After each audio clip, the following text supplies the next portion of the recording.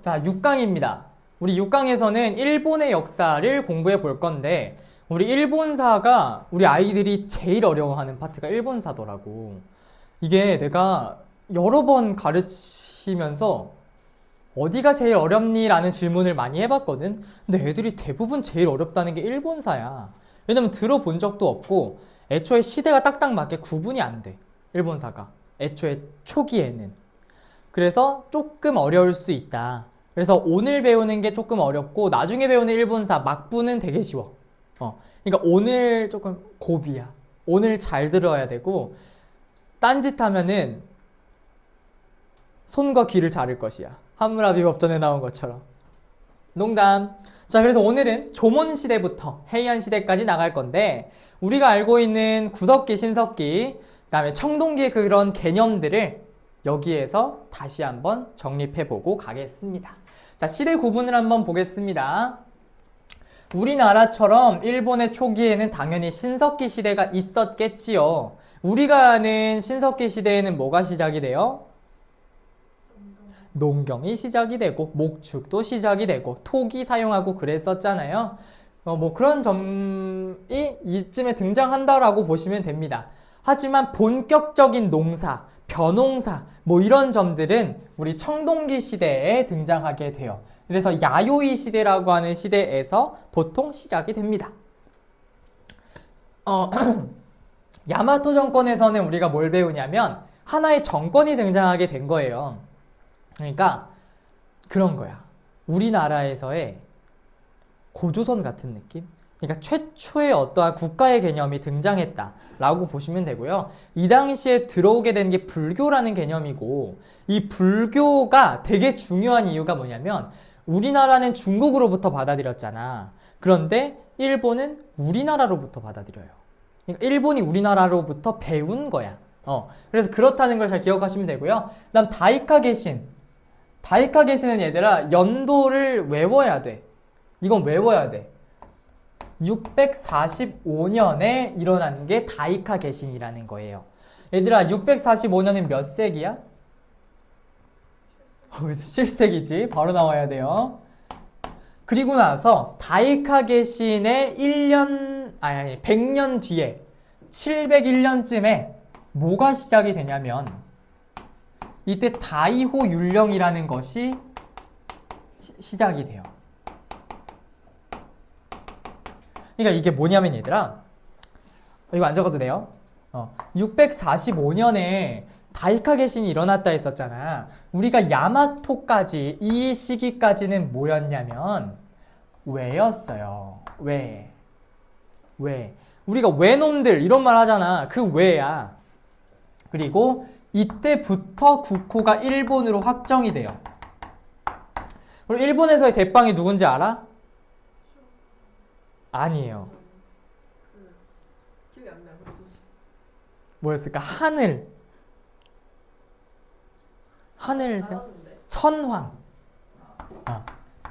이라는 존재입니다.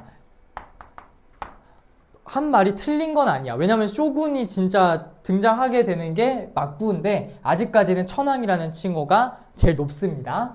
그리고 나서 등장하는 게 나라 시대인데 얘들아 나라? 왜 나라 시대일까? 라는 생각을 아마 할 거야. 일본의 특징 잘 들어야 돼. 일본의 특징은 뭐냐면 이 앞에다가 수도의 이름을 갖다 붙이는 경우가 많아요. 다 그런 건 아니야.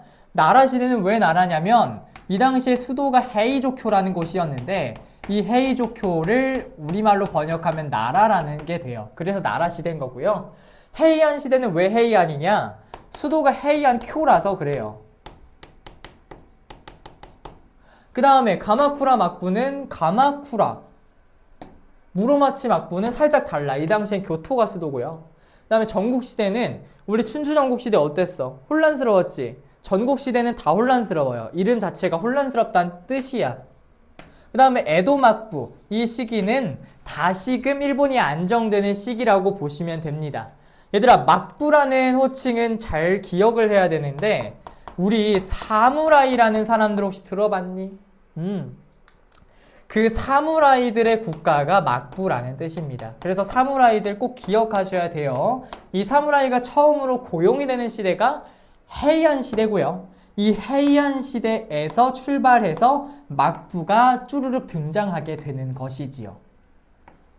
그리고 중간에 전국시대 때에는 혼란스러운 시대를 정리한 사람이 등장하니 그 사람이 바로 도요토미 히데요시예요. 오케이? 도요토미 히데요시는 들어봤지? 우리가 일본사는 이름이 좀 어려워. 이름 다 외워야 돼, 근데. 뭐 이름이 이렇거든. 뭐 미나모토노 요리토모, 뭐 도쿠가와 이에야스, 아시카가 다카우지 이런 사람들이 있어. 다 외워야 돼요. 어쩔 수 없습니다. 그래서 여기까지 우리가 다 공부를 한번 해보도록 할게요. 오늘은 헤이안 시대까지. 자, 이제부터 필기 열심히 해봅시다. 자, 처음 등장하는 것은 헤이안 시대부터. 아, 헤이안 시대가 아니지. 뭔 소리야. 미쳤나봐. 헤이안 시대까지인데. 미쳤나봐. 처음 등장하는 거는 신석기 시대부터.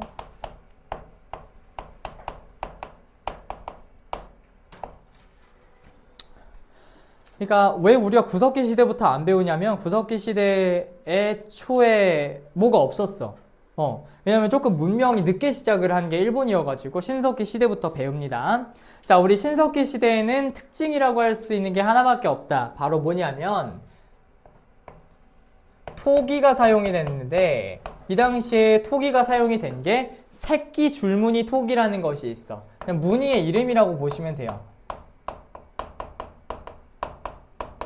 새끼 줄무늬 토기. 우리가 이거를 다른 말로 뭐라고 얘기를 하냐면 조몬 토기다 라는 말을 더 많이 사실 사용하긴 합니다.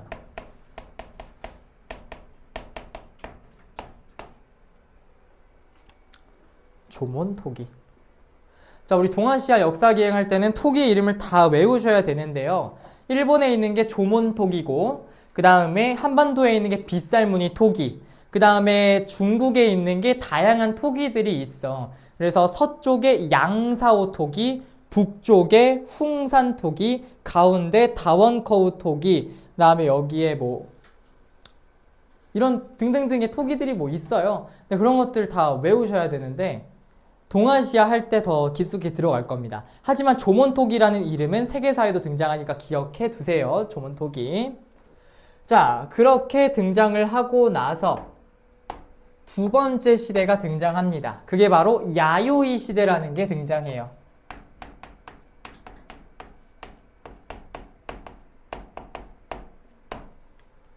얘들아, 우리가 신석기 시대는 언제 시작이 됐었냐면 약 1만 년 전.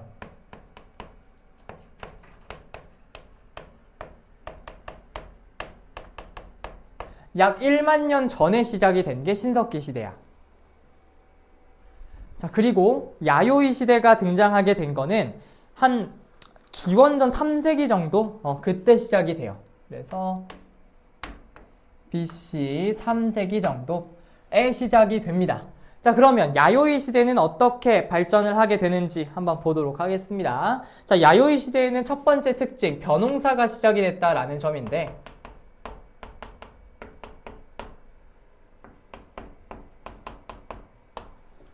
그러니까 우리나라에 있었던 그런 청동기 시대의 특징을 다 갖고 있다고 보시면 됩니다. 그래서 청동기 시대부터 철기 시대까지를 아우르는 시대가 야요이 시대라는 뜻이에요. 그래서 청부터 철기까지를 모두 아우른다라고 생각하시면 됩니다. 그 다음에 이때부터는 약간 조그만한 국가들이, 소국 연맹체들이 등장하기 시작을 했어. 그리고 최초의 정식의 정권은 나중에 등장할 건데 이 당시에도 30여 개 정도의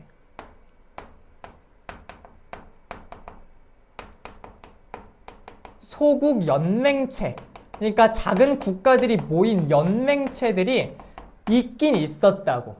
대표적으로 뭐가 있었는지 이게 중요하다. 자, 예를 들어서 당시 히미코 여왕이라는 사람이 있었던 야마타이국이라는 곳이 있어요.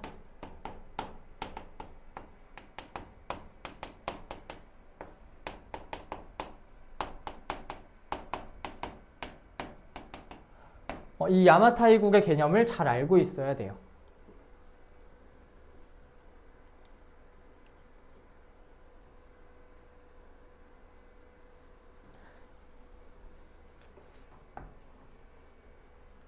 됐나요? 자, 그 다음 이제 기원 후로 한번 가볼 건데 한 4세기 정도로 보시면 되겠다.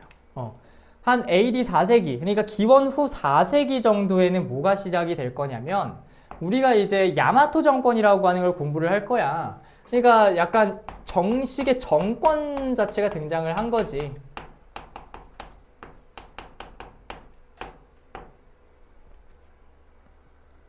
자, 이때는 어떤 특징들이 있었냐면 1번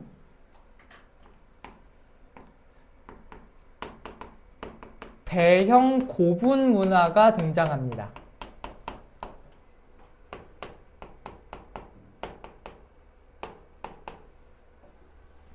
얘들아, 이 당시에는 지배자들이 자신을 과시하기 위해서 뭘 했냐면 무덤을 대다 크게 만들었어. 근데 우리나라도 마찬가지긴 해요. 우리 특히 신라 같은 경우에는 당시에 이제 뭐 돌무지 덧날 무덤 뭐 이런 무덤들 보면 되게 크단 말이야. 혹시 경주에 대릉원 가봤니? 그치, 안 가봤을 것 같아서. 석굴암을 안 갔는데 어떻게 대릉원을 갔겠어? 대릉원을 가보면요, 무덤이 진짜 커요.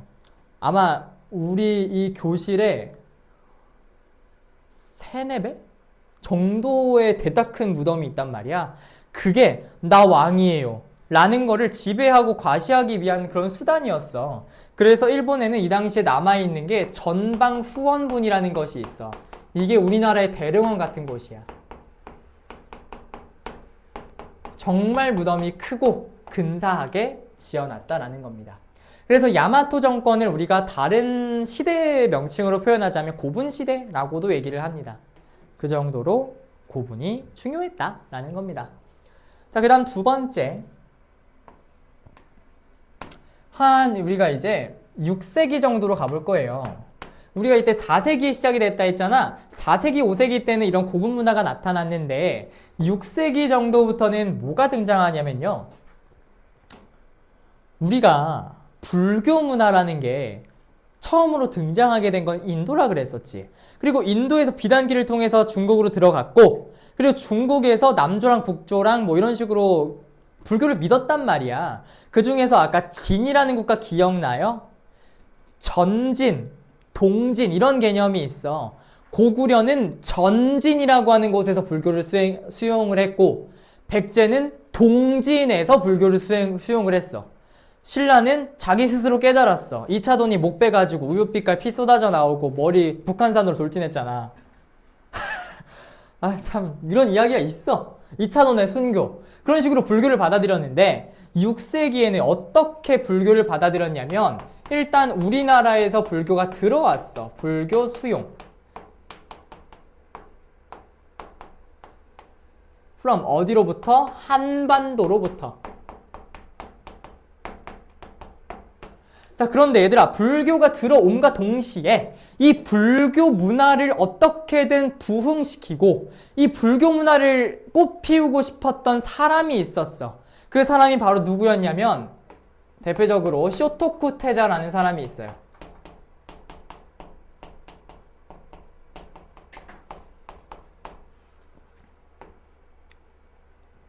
그런데 얘들아, 놀라운 점. 이 쇼토쿠 태자의 스승님이 누구였냐면 고구려의 해자라는 사람이었어요. 그러니까 고구려 사람이 이 쇼토쿠 태자를 가르쳐 준 거야.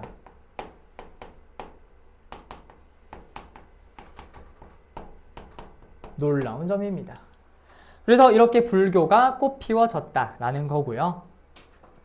우리가 그래서 이렇게 불교 문화가 융성하고 엄청 강성한 시기, 우리가 이 문화를 아스카 문화라고 표현을 합니다. 아스카 문화 라고 얘기를 했어요.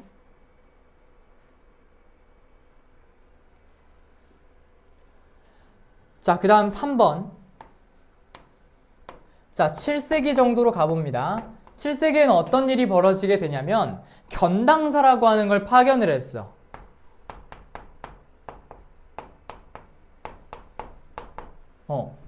견당사, 당나라에 보낸 사신이란 뜻이야. 그러니까 당나라에 보내서 야, 당나라는 좀 어떻게 보내는지 너희가 한번 보고 와 라고 해서 외교사절단을 보낸 거거든. 그래서 견당사에서 배워온 게 있어. 당나라에는 그런 게 있더라고. 뭐가 있었냐면 우리가 알고 있는 그런 시스템들 있잖아. 율령체제 같은 거 그런 걸 배워왔어. 그래서 뭘 하게 되냐면 다이카 개신이 이때 일어나는 겁니다. 아까 얘기했죠. 다이카 개신이라는 거는 뭐냐면 우리나라로 따지면은 개헌 정도로 생각하시면 됩니다. 그러니까 하나의 혁명인 거야. 이 다이카 개신이 일어나면서 일본이라는 국호도 사용하게 됐고 천황이라는 존재도 생겨났잖아. 이 정도로 엄청난 변화가 일어난 혁명이다 해서 다이카 개신이라는 표현을 사용하게 된 겁니다. 됐나요? 자, 그럼 넘어가서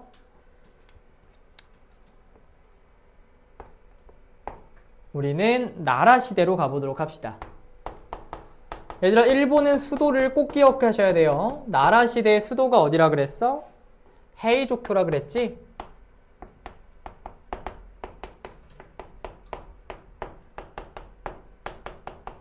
헤이조쿄가 수도였다라는 걸 일단 기억하시면 되고요.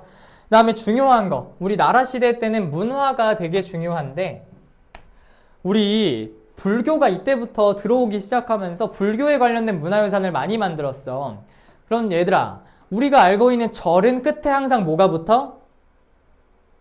사가 붙지 않니? 불국사, 뭐 부석사 이런 사가 붙는데 이 당시에 일본에는 도다이사라고 하는 절이 만들어졌어요. 도다이사 건립. 그러니까 요게 나라 시대를 보여주는 문화유산이라는 거야. 이게 시험 문제에 잘 나와. 이게 만약에 그림으로 나왔다 혹은 이게 설명으로 나왔다. 나라라는 거 꼭 파악하시고 가셔야 돼요. 다음 두 번째, 요것도 중요한데 뭐가 중요하냐? 얘들아, 진짜 중요해. 이 당시에 역사책이 만들어지거든. 고사기, 일본서기,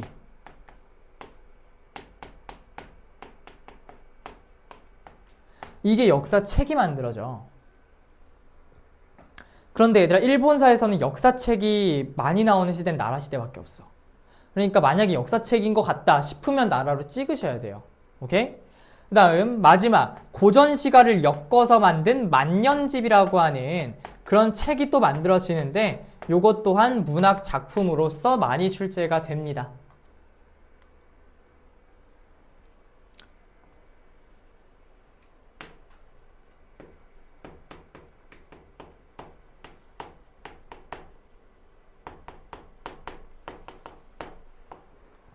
자, 헤이안 시대 들어가 볼게요. 헤이안 시대에는 수도가 해안쿄예요. 그래서 이름이 헤이안이 됐겠지요. 자, 그럼 이 헤이안 시대에는 어떤 특징들이 있냐면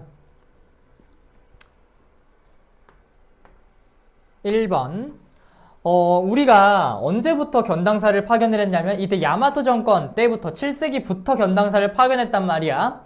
그러니까 계속 견당사가 가서 문물들을 받아들여 왔어. 근데 헤이안 시대 때 어떤 일이 발생하냐면요, 당나라가 망해요. 망해. 너희들 롤모델 하나씩 가지고 있지. 나는 이 사람처럼 되고 싶지 않은 롤모델이 있을 거 아니야. 내가 작년에 중2 수업을 하는데 친구야, 너는 혹시 롤모델이 누구야? 라고 했는데 선생님이 하는 거야, 나한테. 되게 기특하더라고요. 내 롤모델이래. 근데 얘들아, 만약에 그 친구가 나를 롤모델로 삼고 열심히 공부를 하고 있는데 내가 망했어. 내가 날아갔어. 뉴스에 내가 막 수갑찬 모습으로 경찰서에 찍혔어. 그럼 걔는 어떤 생각을 할까? 미친 새끼 아니야 라는 생각을 하겠지. 더 이상 롤모델로 나를 삼을까 안 삼을까? 안 삼아요. 일본도 똑같습니다. 이 당시에 당나라가 망했잖아? 나의 롤모델은 그동안 당나라였기 때문에 견당사를 보냈다고. 그런데 견당사를 이제 더 이상 파견할 이유가 없지. 그래서 견당사 파견을 중지시켜. 그러니까 더 이상 견당사 파견을 안 하고요.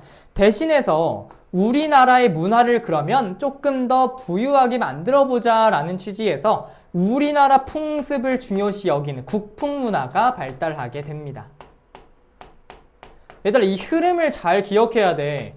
이 당시에 견당사를 보냈고, 나라 시대 때는 견당사 파견하면서 불교 융합시키고, 그 다음에 해이안 시대 때는 당나라 무너지니까 국풍문화가 발달하고, 이런 흐름을 잘 기억해야 돼.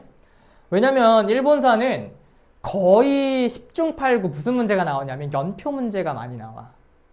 그러면 너희들이 잘 찾아낼 수 있어야 돼요.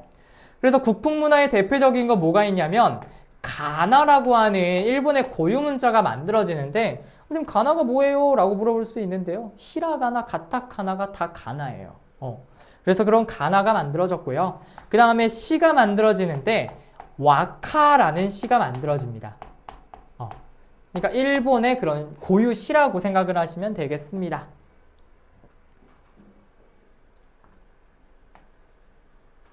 자, 그 다음 마지막. 이 당시 해이안 시대 때는 장원제가 되게 많았었거든. 그러니까 자기만의 땅에서 무언가를 일궈내는 일, 그런 장원제도가 되게 많이 있었어. 그 장원제가 등장하게 되면서, 그리고 이 당시 해이안 시대 때는 전쟁이 되게 빈번했거든. 그럼 얘들아 이런 생각을 하지 않을까? 내 신변에 위협이 생기면 나를 지켜줄 사람이 필요하잖아. 보디가드 같은 사람들. 그래서 각자 돈 많은 사람들은 무사라고 하는 계층을 고용하기 시작했어. 사무라이 칼 들고 싸워주는 사람들. 그래서 무사라고 하는 계층이 성장하게 되더라. 요게 해이안 시대 때 일어난 일입니다. 그런데 이 무사들이 각자 싸우고 난리 치고 난리 부르스 하고 난리 치고 난리 치고 난리 치고 난리 치고 해가지고 나온 게 막부시 된 거 아니야. 그래서 그 막부시 대는 우리 몽골까지 다 공부하고 그때부터 다시 공부해 보도록 할게요. 오늘 개념은 여기까지고요. 우리 문제 한번 몇 가지 풀어보고 끝내도록 합시다. 자, 지워도 될까요? 네. 오케이.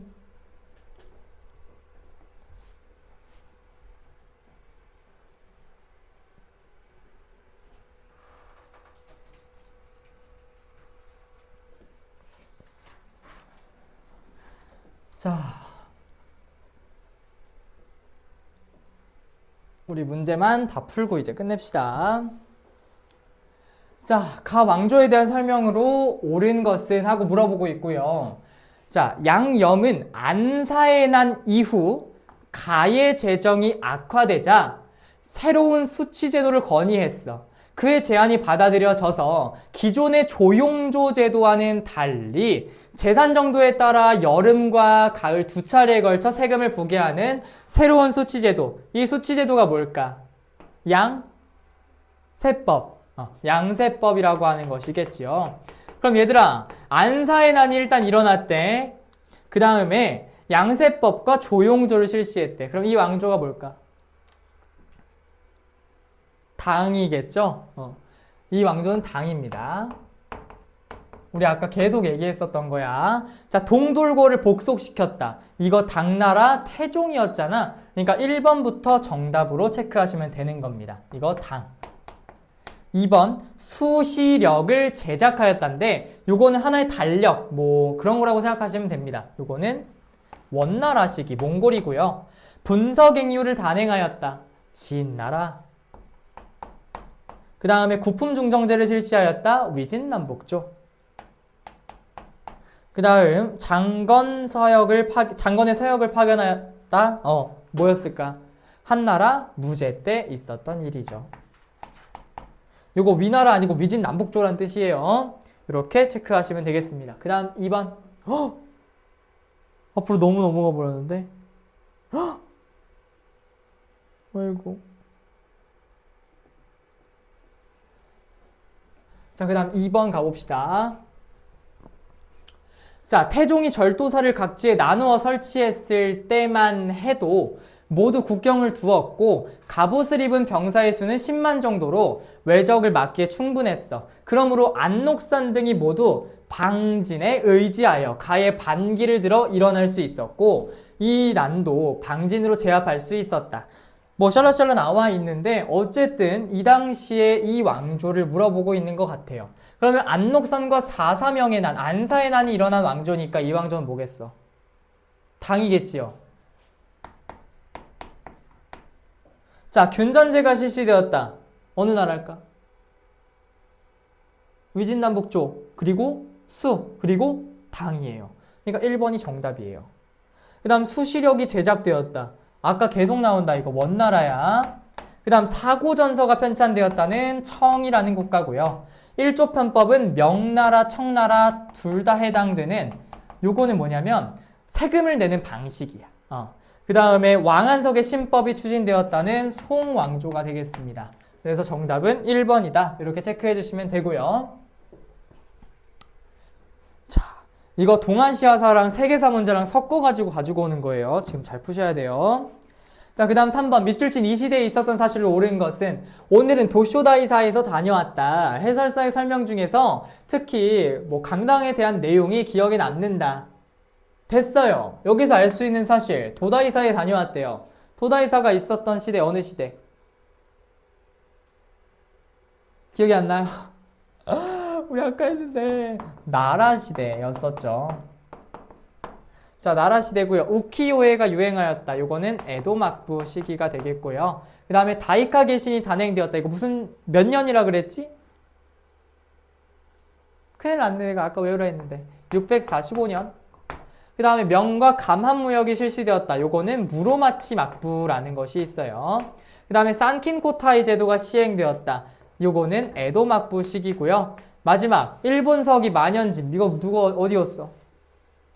이게 나라시대. 정답은 5번이 되겠습니다.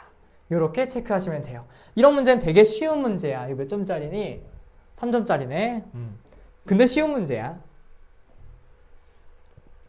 자, 그 다음 문제 가봅시다. 자, 가 문명에 대한 설명으로 옳은 것은 자, 4, 5세기 파라오 무슨 문명? 이집트 문명. 자, 그러면 이집트 문명에 대한 설명 1번 미라를 제작하였다. 요게 정답. 이게 이집트 문명. 함무라비 법전을 편찬하였다. 메소포타미아 문명의 바빌로니아 왕국. 그 다음에 파르테논 신전을 축조하였다. 자, 요거 나오면은 그리스가 되겠고요.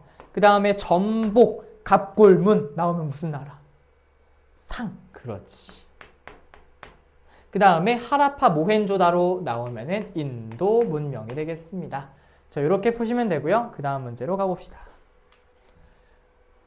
자, 5번. 밑줄 친 황제의 업적으로 옳은 것은 자, 뭐 시경, 서경, 백가서적 등을 불태운 참화가 매서웠으나 박사관에 소장된 서적들은 온전히 보존되었대요. 그런데 불을 질러가지고 뭐 어떻게 됐대. 뭐 쌀라쌀라 나오고 있네. 서적들을 불태운데 항우가 궁궐에 불을 질렀기 때문인데도 후세 사람들이 오직 황제만 책망하는 것은 어째서인가? 이 황제가 뭐겠어? 불 지른 애가 누구야? 진시 황제야. 자, 이거 선지 중요하다. 양세법 실시했다. 이거 어느 나라? 당. 그렇지. 그 다음에 구품중정제 실시했다. 위진남북조. 그 다음에 과거제 전시를 도입하였다. 여기에서 많은 수험생들이 낚였어. 뭘 낚였냐? 과거제 전시를 도입했다 해서 수나라로 생각하는 사람들은 다 틀렸거든요. 왜냐면 이 전시라고 하는 거는 과거제를 황제가 직접 내는 거야. 근데 수나라 문제는 직접 내진 않았거든. 문제를 도입한 거지. 이 전시를 도입한 거는 어디였냐? 송이었습니다. 송나라에서 직접 냈어요. 그 다음에 대운하를 건설하였다. 이게 수나라에 대한 설명. 그 다음에 흉노를 몰아내고 만리장성을 쌓았다가 진시황제에 대한 설명이라서 정답은 5번이 되겠습니다. 되게 쉬운 문제였고요. 이게 24년 수능 문제였습니다. 자, 마지막 문제 풀어볼게요. 자,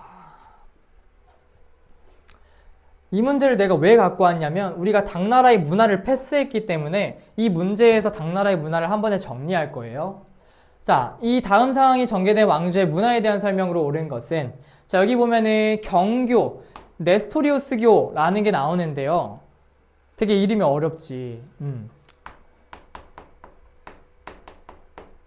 이거 시험 문제 나옵니다.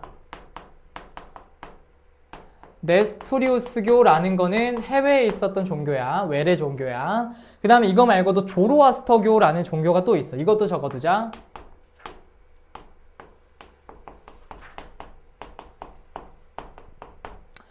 내가 그래서 옛날에 애들한테 우스갯소리로 너희 혹시 만약에 돌을 아십니까? 사람이 쫓아오면은 아무 말을 해도 다 쫓아오니까 너희들 그냥 네스토리우스교예요 라고 얘기하고 떠나가라 했어. 그러니까 되게 기억해두면 좋을 종교야. 자, 이런 외래 종교 이게 존재했었던 것도 당나라의 문화고요. 그 다음에 또 뭐가 있었냐면 너희들이 들어봤을지 모르겠는데 당삼채 라고 하는 도자기가 또 있었어. 이건 우리 교재에 들어가 있는 모습인데요. 말 타고 있는 도자기 모양이에요. 그게 당삼채인데 되게 화려한 모습이어서 귀족들이 즐겨했다고 하더라고요. 그 다음 세 번째 또 뭐가 있었냐면 이백이라는 사람과 두보라고 하는 사람의 시가 유행합니다. 이것도 시험 문제 잘 나오고 이건 국어 시간에 지문도 아마 배워볼 거야. 마지막 하나만 더. 오경달이라고 하는 사람의 오경정이라는 책이 있는데요. 이거 쌤이 저번 시간에 잠깐 설명했을 거야. 오경 박사는 한나라고 오경정이는 당나라라고. 그러니까 요거를 헷갈리면 문제 다 틀리는 거야. 그래서 요런 점이 이 당나라의 문화입니다. 그래서 남는 칸에 한번 써 넣어 보시고요. 자, 지울게요. 자, 경교가 있었대. 그럼 당나라라는 거는 이미 알겠네. 수시력이 만들어졌대요. 수시력 아까 계속 얘기하고 있다. 원이라 그랬어. 그 다음 성리학이 발달한 거는 성나라인데요. 이 중에서 남송시대 때 그 주이라는 사람이 있어. 주자라고도 부르는데 그 사람이 창시한 게 성리학입니다. 그 다음에 반고의 한서라고 하는 게 저술됐어. 이거는 한나라. 그 다음에 곤여 만국전도가 제작되었다. 요거는 명나라에 대한 설명이고요. 마지막 이백과 두보의 시가 활약하였다가 당나라 정답이 되겠네요. 자, 오늘은 여기까지 하도록 하겠습니다. 수고하셨습니다. 그래서 과제는 다음 강의를 듣기 전까지 해올 과제는 우리 중국사, 상나라부터 당나라 다 배웠으니까 빈 정리 노트에다가 한 번씩 정리해 보고 오세요. 이게 숙제입니다. 오늘은 끝!